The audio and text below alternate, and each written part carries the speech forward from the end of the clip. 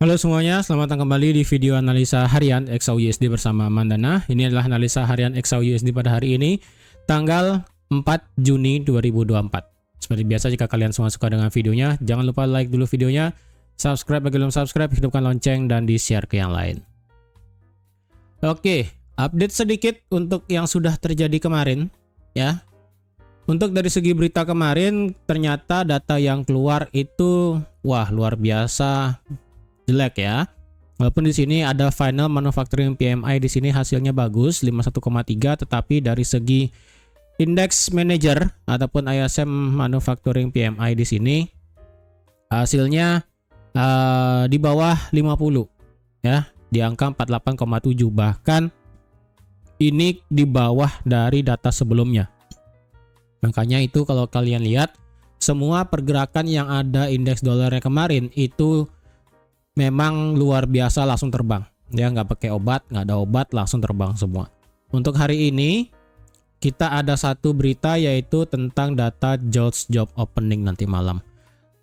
Untuk data JOLTS ataupun data lowongan pekerjaan JOLTS yang dibuka itu diperkirakan akan turun sedikit dari 8,4 juta ke 8,3 juta ya. Jadi kalau nanti malam jumlah lapangan pekerjaan JOLTS yang keluar itu bisa di atas 8,5,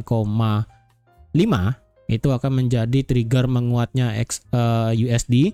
Dan kalau keluar di 8 juta ataupun intinya di bawah ekspektasi, maka itu akan bisa melemahkan USD dan itu akan bersifat kebalikan dengan apa yang ada di XAUUSD ya.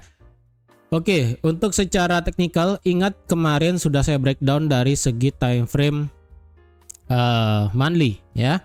Dari segi time frame monthly, kalau bisa harga itu naik sampai ada dua ya, ada dua kondisi kalau harga itu menghendaki turun, yang dimana harga itu perlu buat kenaikan dulu sebelum turun, itu wajar ya. Naik dulu sebelum turun itu wajar, ataupun harga itu nanti bisa terus naik nge-sweep all time high sebelumnya yang ada di 2450. Kriteria untuk bisa harga itu turun minimal seperti yang saya bilang kemarin ada dua, yaitu yang pertama harga itu bisa nyentuh di 2360 atau sampai 2365, atau enggak sampai di 2390 atau sampai 2400 baru kemudian turun juga bisa. Itu berarti menandakan dari yang candlenya bullish kemudian bisa flip bearish, itu wah luar biasa sih. Sekarang kan ini harga membuat ke atas, ini literally ke atas, jadi otomatis kita masih kondisinya intinya masih bullish ya, intinya masih bullish, walaupun secara weekly saya pandangannya masih bearish karena ini harga di level 2300 itu belum kesentuh. Jadi pandangan saya dari segi weekly lumayan bearish tapi tidak sepenuhnya bearish. Dari segi daily ini tidak ada begitu perubahan juga ya. Candle daily kemarin memang dia bersifat engulfing, tetapi engulfingnya ini tidak memakan semua ekor pada hari Jumat sebelumnya ya. Ini kalau bisa dibilang candle ekor sebelumnya yang ada di hari Jumat itu masih sisa ya, masih sisa. Berarti kemarin push kenaikan dari XAUUSD itu memang pure bersifat berita ya, apalagi secara daily ya. Secara daily ini memang harga ini kemarin saya lupa ya ada ngasih tahu, daily itu di sini ada satu area demandnya, ini demand daily sebenarnya ya. Ini demand daily, harga sudah masuk ke demand daily kemudian naik. Nah kalau dilihat ini sebenarnya harga sudah masuk ke demand daily sebanyak dua kali.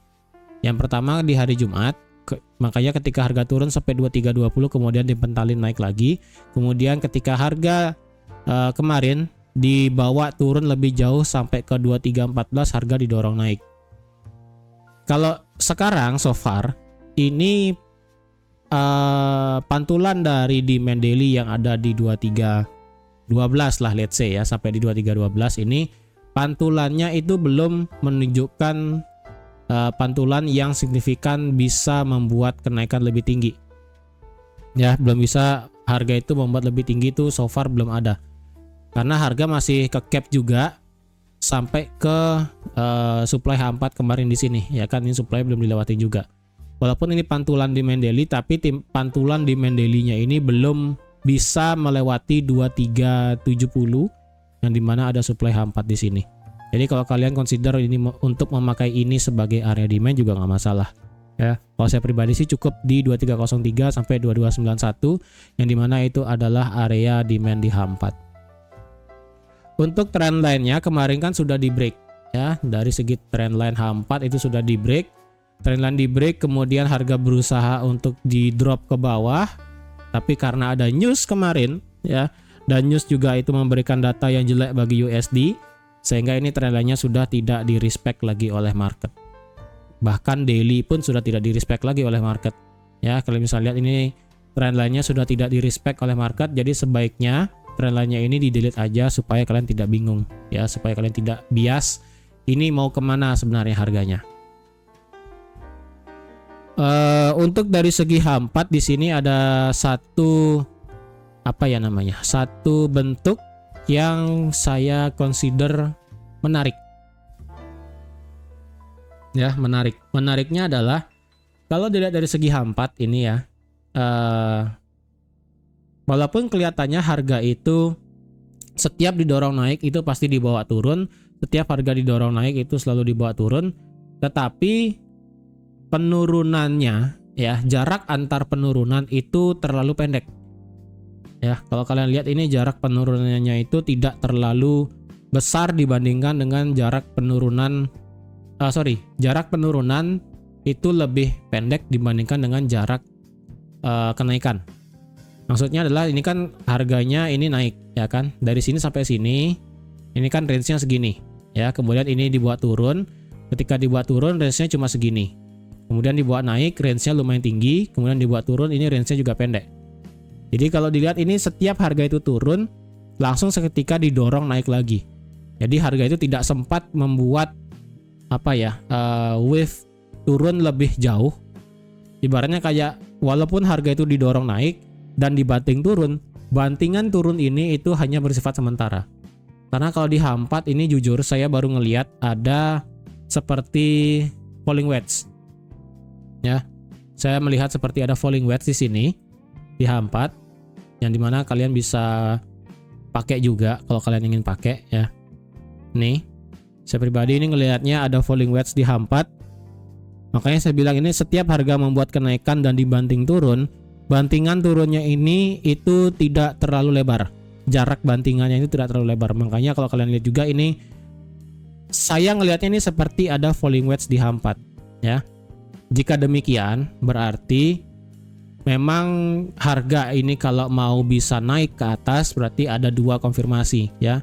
Kalau harga itu ingin bisa bergerak naik ke atas, yang pertama dia harus break falling wedge-nya dulu, yang berarti dia akan harga kena ataupun nabrak area supply.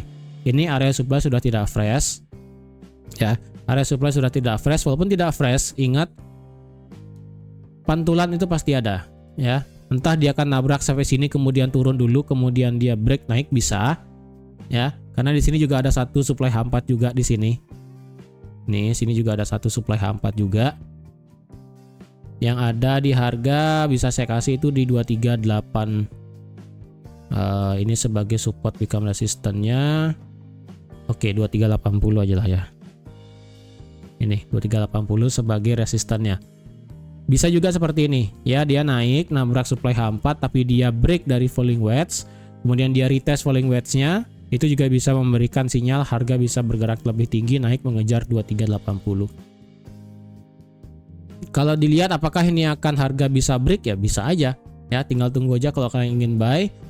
Tinggal tunggu ini break falling wedge kemudian nabrak supply, kemudian misalnya supply malah di break itu lebih bagus lagi. Kita tinggal tunggu harga itu retest kemudian putar balik baru kita bisa nge-buy.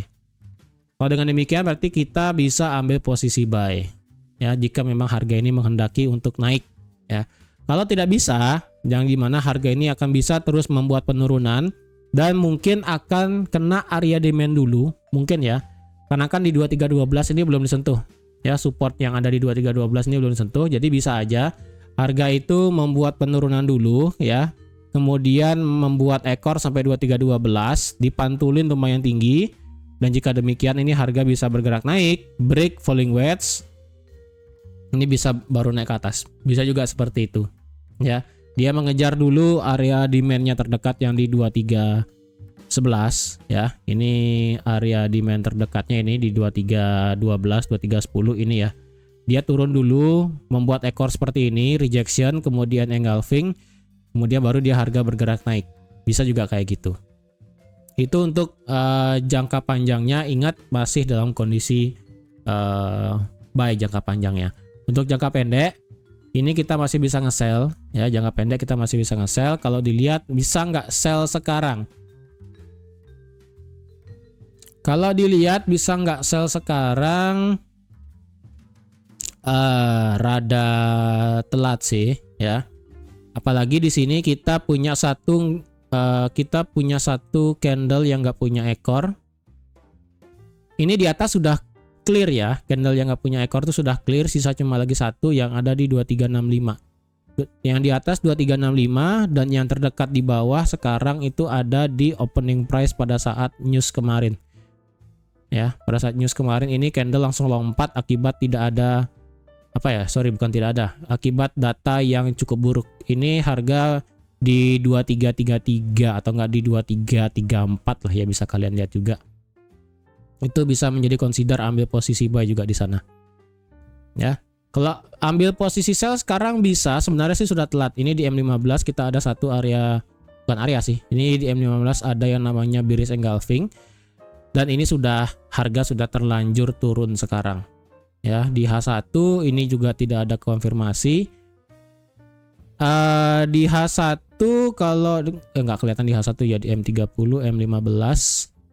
Ya, di M15 kita lebih ketara, berarti otomatis di sini ya. Ini merupakan area demand baru yang otomatis di sini juga candle nggak punya ekor di 2333 atau nggak di 2334. Jadi kalau kalian mau ambil buy di sekitaran ini juga masih oke, nggak masalah. Ya, saya kasih di 233,5 lah ya tengah-tengahnya. Nih. Consider harga kemungkinan turun drop sampai sana sebelum akhirnya pantul balik juga bisa. Untuk support resisten terdekat sekarang ini karena biasnya banyak banget ya. Ini kalau kalian lihat ini biasnya banyak sekali. Yang bisa saya kasih adalah yang pertama, bentar, ini saya di H1. Di H1 biasanya banyak sekali ya. Saya lihat H4 dulu. Berarti antara 2333 dengan yang paling atas itu, bentar supaya lebih jelas ya. Ini kalau ditaruh di 2342. Oke, sepertinya bisa ya di 2342,5 coba. 2342,5 fake out, oke, di tes break, oke. Iya, so far ini 2342,5 secara H4 dibawa ke H1. Oke, dibawa ke M30 nggak kelihatan. M15 iya, di M15 sih ada demandnya di sini. Yang pertama demand kecil banget di sini ya, tidak begitu kelihatan juga. Tapi di H1 itu kita bisa kategorikan sebagai resisten become support juga di sini. Ya, kecil banget di sini.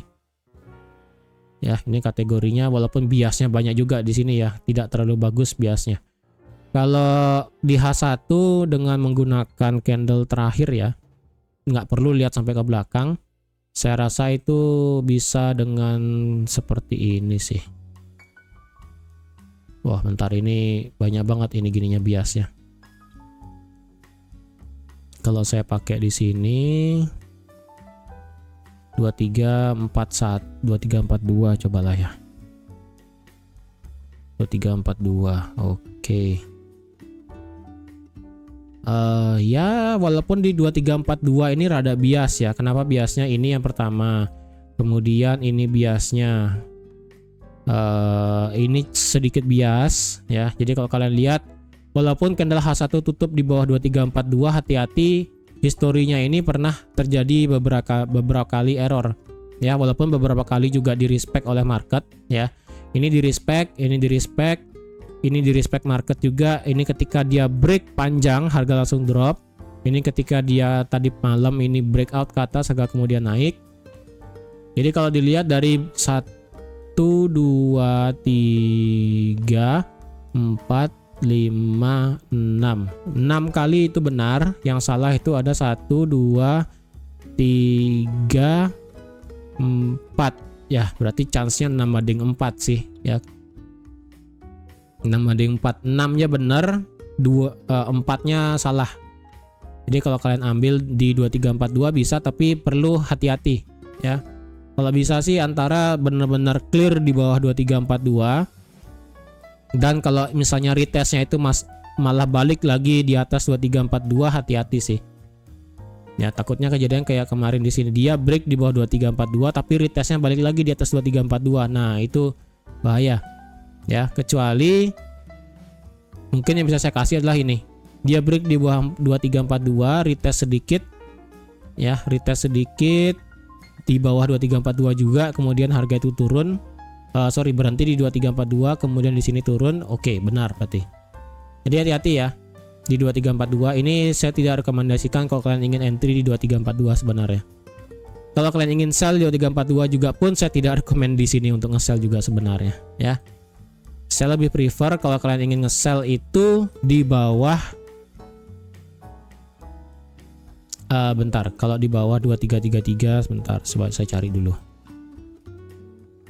2333 kemarin itu di sini ya, di 23. Ini chartnya rada kacau dikit nih karena banyak banget supportnya. H4 di bawah sih tetap ya di 2328. Ini nggak ada kompromi nih, tetap di H4 di 2328. Kemudian di H1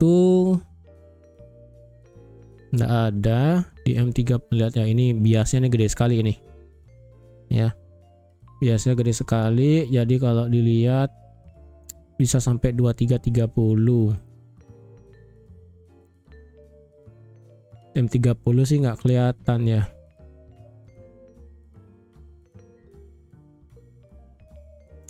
Ini biasnya gede sekali sih. Wah, ini cukup rumit ini. Karena ini chartnya banyak banget biasnya. Biasanya dalam artian itu tidak rapi. Ya, jadi kalau kalian pakai resisten di sini, kalian bakal lihat banyak banget ini harga sudah pernah di break tapi turun lagi. Tapi kalau kalian pakai di H1 pun harganya juga sama berhenti di sini. Ini rada bahaya ini. Idealnya cuma sampai di 2333, ini idealnya untuk nge-buy sih sebenarnya. Kalau ngelewatin 2333, kalian bisa pakai di H4, supportnya itu yang ada di 2328. Tapi kalau kalian ingin high risk sell di bawah 2342 silahkan sih. Ya, yang penting kalian tahu di mana entry-nya, bagaimana cara entry-nya. Bisa juga. Kalau nggak kuat ingin sell di bawah 2342, sebaiknya jangan. Tunggu buy di 2333 lebih baik. Ya, karena structure sekarang itu masih naik ya. Structure sekarang itu masih naik, jadi hati-hati, ini bisa. Dan juga di H4 juga potensi ada falling wedge ya kan. Jadi kalau dia nabrak sampai sini dan kemudian break falling wedge, nah itu beda cerita. Ya, jadi lebih baik kita sabar dulu kalau ingin ambil posisi buy, tunggu konfirmasi yang pasti. Ya, konfirmasi paling gampang adalah kayak ini di H1. Rejection panjang kemudian ditutup dengan rejection yang berbentuk bullish engulfing. Ini bisa diambil untuk open posisi buy kayak kemarin. Kalau nggak kelihatan di H1, di M30 pun juga kelihatan di sini ya. Candlenya membesar kemudian ada bullish engulfing, bisa nge-buy kayak gini. Ini contoh entry yang bagus sebenarnya. Gitu. Walaupun di sebelah kiri kita nggak kelihatan ini sebagai area untuk entry ya kan, tapi kalau ada pola seperti ini, candlenya membesar kemudian dilawan dengan bullish engulfing. Nah, itu ciri paling gampang bisa entry posisi sebenarnya. Ataupun misalnya ada rejection panjang ya, kayak di mana ya, nggak kelihatan sih, di sini belum ada ya. Bisa kayak gitu, misalnya kayak gini juga sih ya. Di M30 ini body besar, rejection kemudian langsung dimakan dengan 2 candle. Ini berarti sudah habis, ini power bullishnya sudah habis, kemudian dimakan dengan bearish, maka kecenderungannya harga akan bergerak bearish. Itu juga bisa cara untuk entry posisi. Ya, intinya untuk area entry bisa di 2342 dulu. Kalau nggak nemu bisa di 2333,5. Kalau nggak nemu lagi satu bisa di 2328. Ya, intinya tunggu konfirmasi baru entry, bukan instant entry. Ya, ini beda udah. Kalau kalian nggak nemu setup entry, sebaiknya jangan entry. Itu aja sih. Oke, jadi terima kasih semuanya sudah menonton video analisa pada hari ini. Terima kasih sudah like, share, dan subscribe seperti biasa. Dan sampai jumpa lagi di analisa harian XAUUSD selanjutnya. Bye-bye.